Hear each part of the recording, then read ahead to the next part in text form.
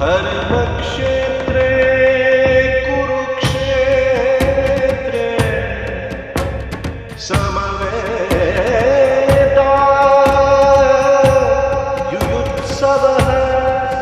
Let's start this episode.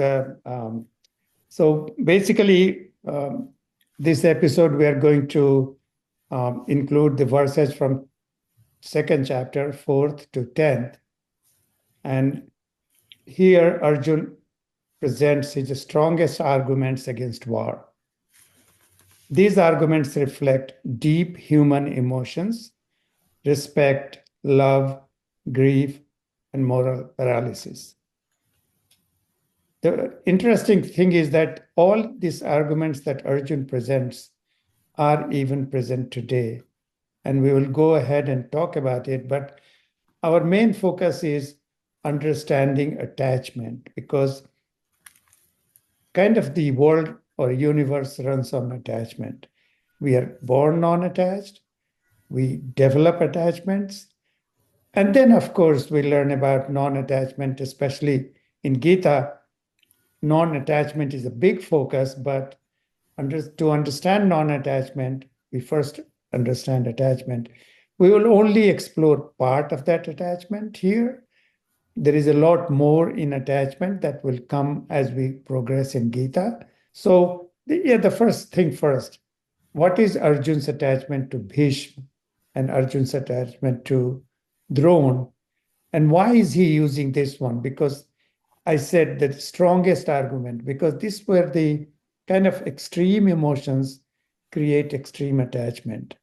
And the level of attachment that Arjun has to Bhishma and Drona is really, the bonding is deep. What do you think, Amitav? Yeah, sure. As I mentioned, it is the I, my, me, mine, and he looks at these opponents as his relatives rather than looking at their opponents who are ready to kill him even. Yeah. So his viewpoint gets completely skewed towards that attachment, as you mentioned. Right. He's not able to see them as his opponents who has taken the side of evil Duryodhan, and he doesn't want to recognize the situation of war, and he comes with lofty pacifist statements. As I mentioned before, he has lost the perspective of the situation. Agree. He has definitely lost the perspective, but the attachment or the emotional attachment that he has is real. And there is a history behind it, like Pitama, which means like grandfather. So he must have played with him. He must have been in his lap. He must have learnt a lot and imbibed a lot and spent a lot of time with Bhishma, Pitama, as he was called. And he had this stature of one of the highest personalities of integrity and courage. So the attachment is not ill-founded. It's like it's a real attachment that Arjun had to him, and similar to Drona, right? Yeah, I mean, that's what I basically mentioned, that because of that emotional state, he is failing to look at them as his opponent, but he's looking at them as his beloved grandfather and beloved guru, teacher. Right. But in this present situation, they are neither grandfather nor the teacher. They are his opponents who Yeah, are ready you to can go see against that him. from hindsight. But for Arjun at that moment, he was torn apart Definitely, because there is a conflict because the within him. guru is, in India especially, guru has a great place. Like we were taught, guru is like close to God. Guru Brahma, Guru Vishnu. It's like Brahma, Vishnu with a comparison slok, and Arjun must have had the same thing. And Guru Dronacharya, he also kind of loved Arjun. He wanted to see him number one. I'm bringing all this to create the atmosphere where the attachment was really intense. And he's saying, how can I kill them? Definitely. Exactly. And this is the attachment that doesn't let him visualize the reality. Yeah. But to him, that attachment and that image of the grandsire and the teacher is, is causing his problem. Yeah. He's very much attached to them. That is his reality, but he is not able to see the reality of the situation.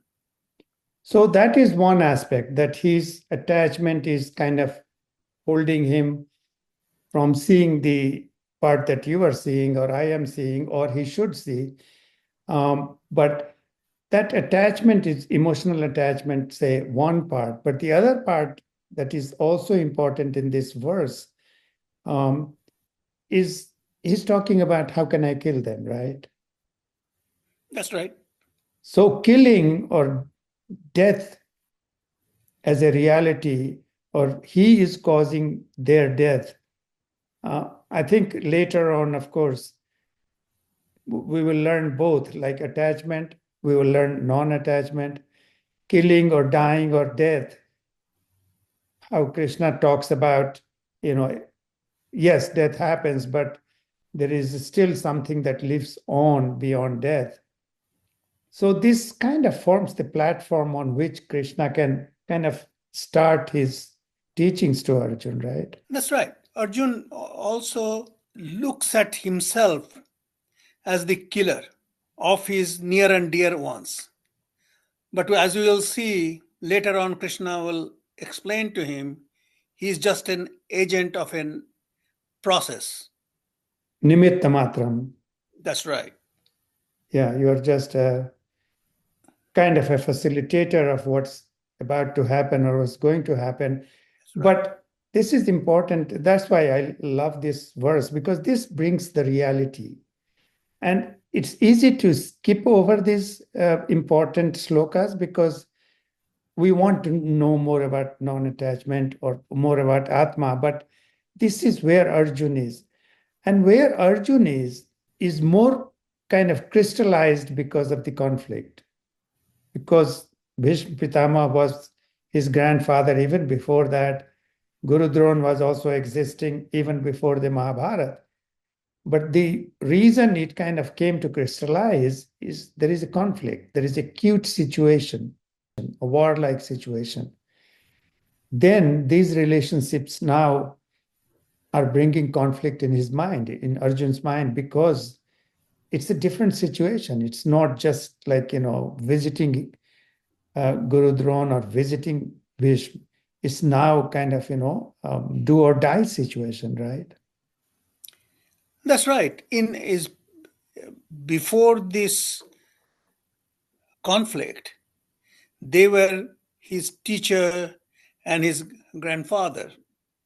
Yeah, But right now, they his opponents are not playing those roles.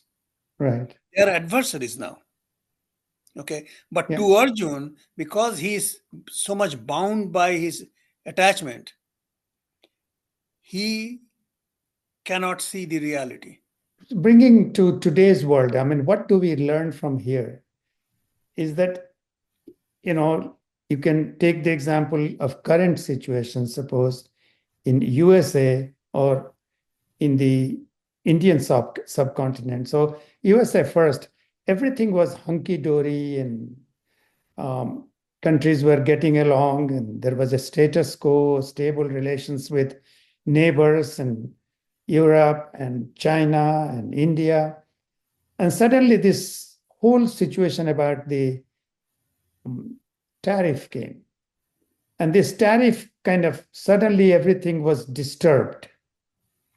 And in that disturbed relationship, people were saying, oh, how can you tariff somebody who is friendly nation? who is our neighbor, or how can you change the commitment to Europe, which has been our kind of close ally.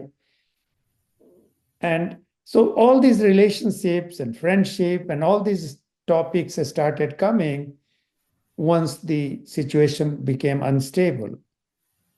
And it's, of course, moving towards stability again. But in the beginning, it looked like, there was everything was disturbance. I mean, for many, it may be just a negotiation tactics, but the point I was trying to make is that when there is instability, all these relationships and attachments start playing a role and come in discussions. I think Definitely. same thing is happening in Indian subcontinent when this India and Pakistan are at kind of butting their heads for obvious reasons. But when the acuity came, then people start thinking about, oh, what will happen to the farmers, or what will happen to there are children here, what will happen to all these kind of relationships. Like there are people who are married and have got um, husband on one side and wife on the other side. All these relationship issues start happening, which should be seen as a noise. And of course, the country or a greater good should be seen as the goal. And in that greater good, these relationship issues and attachments are creating noises, right? Definitely. Actually, it is kind of a balancing what is a greater good and what is a relatively minor goodness. It's all contextual, Right. depends upon the context.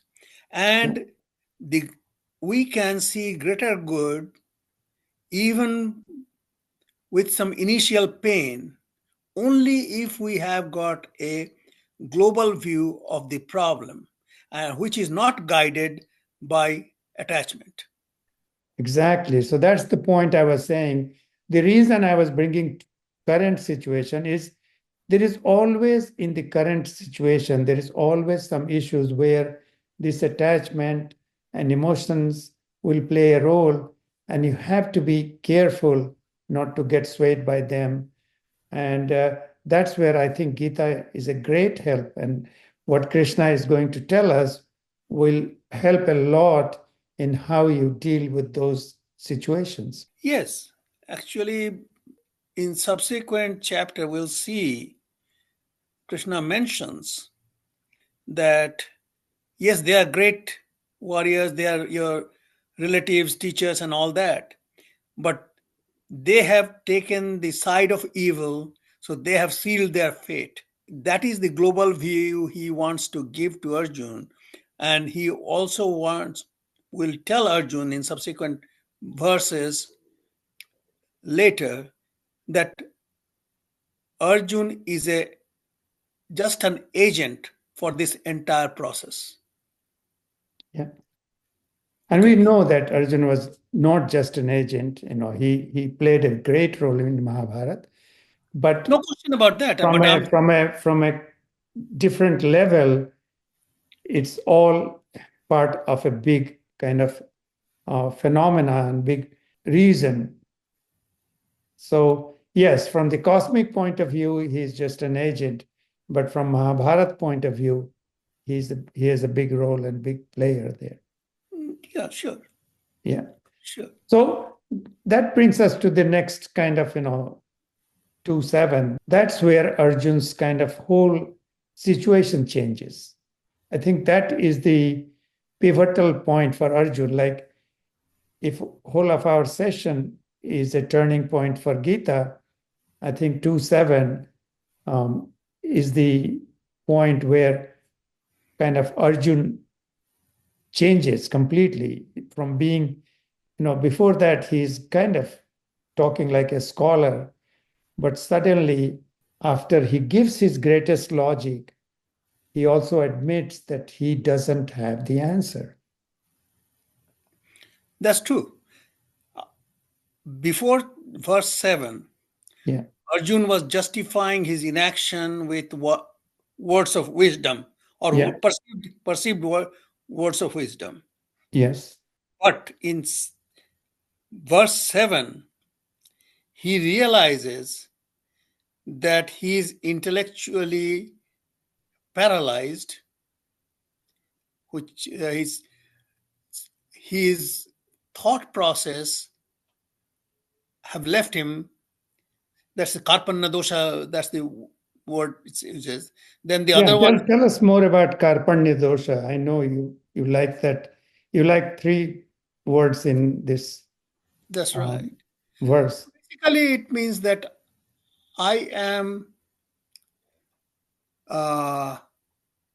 what actually the English word would be miser, but it is said in a metaphorical terms that I am miser in my analytical thinking, or Mhm. I'm devoid of my analytical thinking. Yeah. Second word is sammoha cheta. Mhm. My intellect is clouded with this attachment. Right. Moha. Okay. So he And admits that. He now admits that this attachment is clouding his judgment, right? that's right. And So what you have been saying all along, he is now admitting, but he's doesn't feel like what is the answer, right? he doesn't know the answer. He just submits himself to Krishna's teaching. And Yeah, the word is prapanna there. yeah, Okay. Is open to Krishna's teaching. So he understands his shortcomings, why he is not able to think clearly, and he asks Krishna to teach him. Now, yeah. That is, I just want to read the last one, which is Shishyaste Ham. I'm your disciple, I'm your pupil, I'm your student. Shadhi, teach me. Mam Tvam Prapannam, I surrender. But this surrender is not a passive surrender. It's like foundation of active transformation. actually, the word of, uh, although the word prapanna means surrender, but Yeah, this one here means I surrender to your teaching. Okay, right. because mine The is openness, mine right? not Humility and openness is what this here, right? exactly, and that is the time the student learns most. If the student has got arrogance, if the student does not realize the shortcomings, okay, that student is not going to learn. Yeah. Now Arjun is like a sponge. He's going to soak everything Krishna is going to teach him. So these three words are signs in this verse is the sign of a great student, a great No, seeker of knowledge.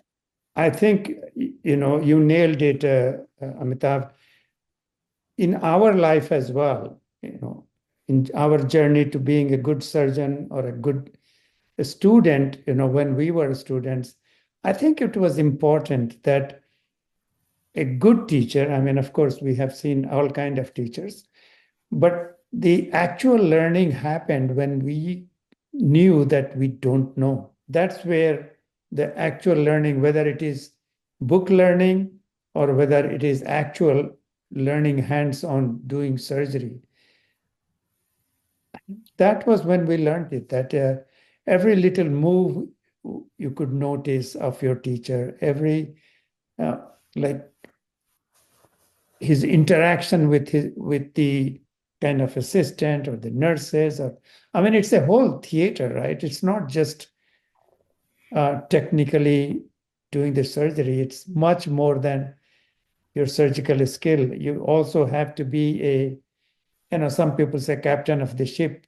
I don't really like that, captain of the ship analogy, but it does convey something, that it's the whole room you learn. You don't just room learned the operating table and cutting and doing. But even that, how the scissor moves or how the forceps moves and how the needle moves and how the teacher is doing it. I mean, especially those who are kind of more art than a science. I remember during my training, I always used to ask the consultant, "Why did you do it? What Right. what if that does not work? How can I get out of it?" These two questions. Sometimes they used to get perturbed because I used to ask all those two questions most often. The what you said about the room where you are functioning and the people whom you are working, Yeah. it is the global view that gives you a better understanding or realization of the solution situation rather than being myopic about it. Yeah. Okay, so a student learns most when the student understands that he or she doesn't know everything. That is humility. They surrender to the teaching of the teacher who knows more than him or her. Okay, and admits that I do not know. So this humility and urge of learning Yeah. and understanding own shortcomings, these three things makes the student a great student. So you made a good point about surrender, so like surrendering for learning. It's not like surrendering like you lie on their feet, like prostrate, and so No, not at it's not completely different surrender, right? It's humility and surrender for learning. And I all. think Exactly. that's the point, that's the word you used. And that is the key.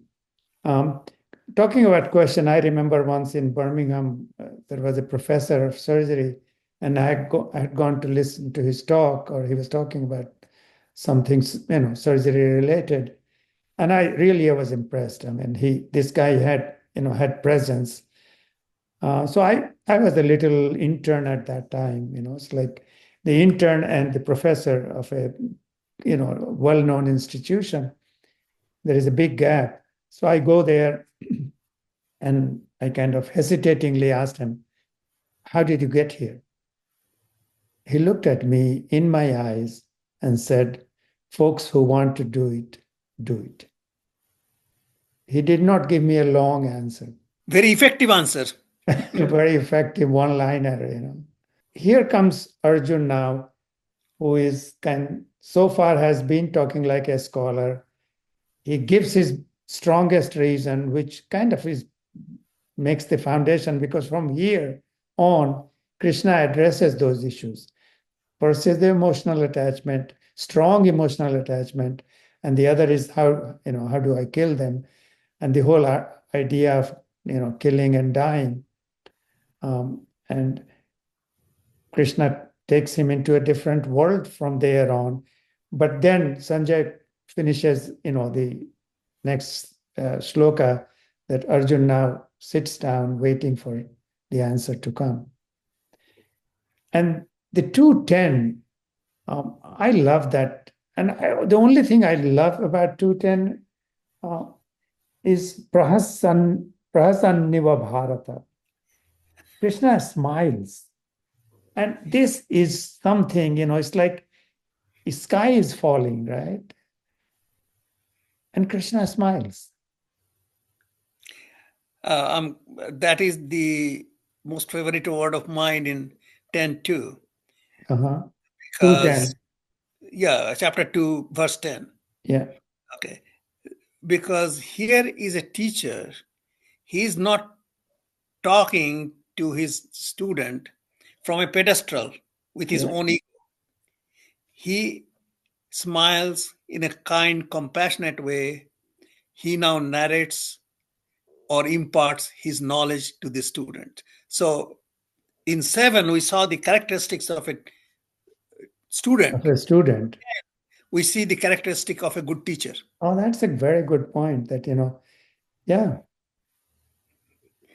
No, that's very good point. I think this whole session, 2-4, there is emotional attachment, humanity, and all that relationship aspect. Then comes surrender aspect and humility and kind of not passive surrender, but it's like surrender to learn.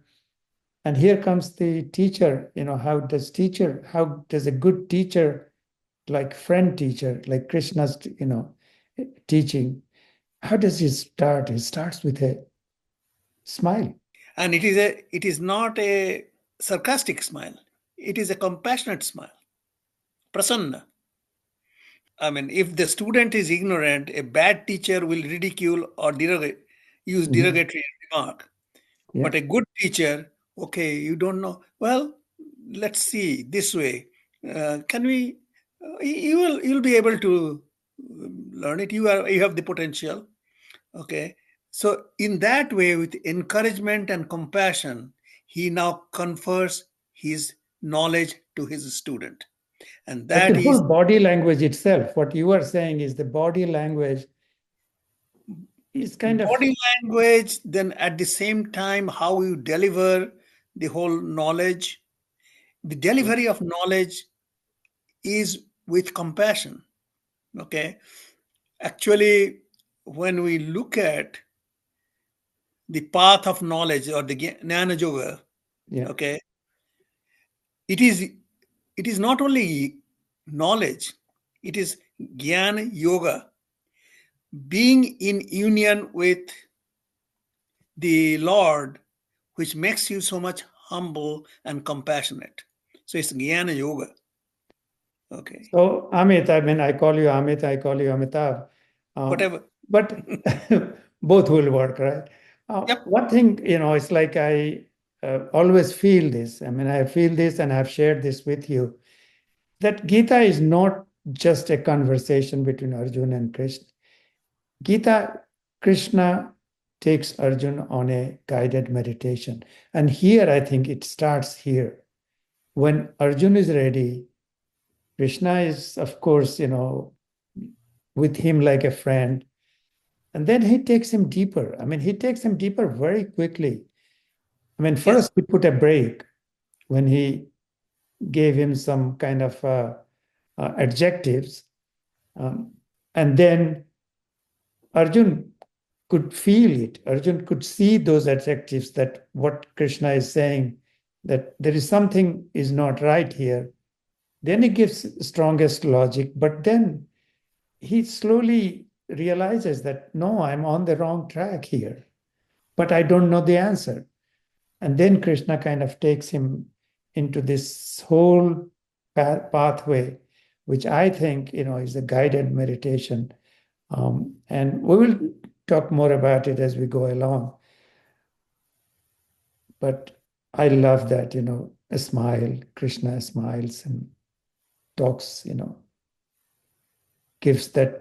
imparts that lesson with a smile.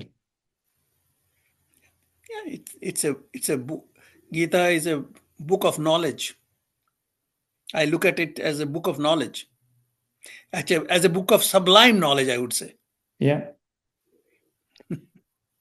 Yeah. I mean, one thing about Gita, we always say Gita part, right? You read again and again, and every time you read, something opens up, something kind of crystallizes.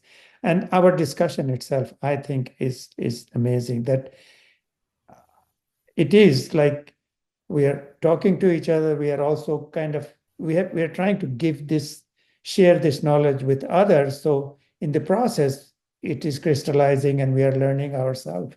Through discussion, we sharpen each other's intellect. Yeah, that's true. Yeah. Sahaviryam karvavai, That's with right. positivity. Yep. So Krishna smiles. It's time for us to smile. And next time we will take on the verses, for 211 forward.